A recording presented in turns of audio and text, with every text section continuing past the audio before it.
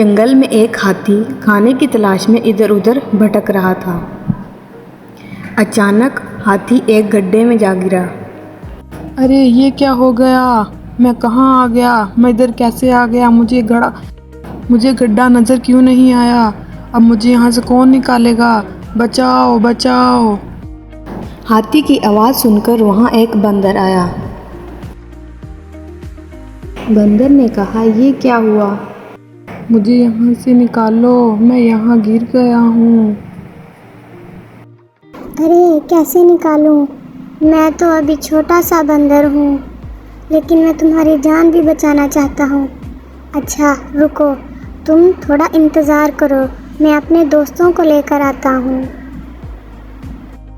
ہاں جلدی آنا، میں تمہارا یہاں انتظار کروں گا۔ یہ کہہ کر بندر اپنے دوستوں کے پاس آیا اور کہنے لگا، میرے ساتھ چلو، ہمیں ایک ہاتھی کی جان بچانی ہے۔ ان میں سے ایک بولا، ہم اس کی جان کیسے بچا سکتے ہیں؟ ہم تو ابھی خود چھوٹے بندر ہیں۔ کیوں نہیں بچائیں گے، ہم گڈھے میں مٹی ڈال دیں گے۔ یہ کہہ کر سارے بندر ہاتھی کی طرف جانے لگے اور ہاتھی سے کہنے لگے، ہاتھی بھائی اب پریشان نہ ہو، میں اپنے دوستوں کو لے آیا ہوں، ہم گڈھے میں مٹی ڈال کے آپ کو گڈھے سے باہر نکال لیں گے۔ اچھا مجھے جلدی سے اس گڈھے سے باہر نکالو، میں اس گڈھے سے باہر نکلنا چاہتا ہوں۔ بندروں نے گڈھے میں مٹی ڈالنا شروع کر دی۔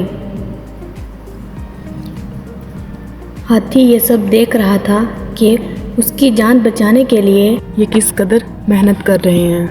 دیکھتے ہی دیکھتے گڈھا مٹی سے بھر گیا اور ہاتھی باہر آ گیا۔ ہاتھی نے بندروں کا شکریہ ادا کیا۔ آپ لوگ میرے بہت اچھے دوست ہیں۔ آپ لوگوں کے تو ہاتھ بھی درد کرنے لگ گئے ہوں گے اتنی محنت کر کے۔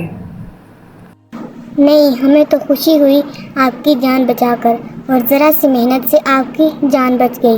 اب آپ ذرا ہمیں اپنی پیٹھ پر بٹھا کر چکر تو لگاؤ۔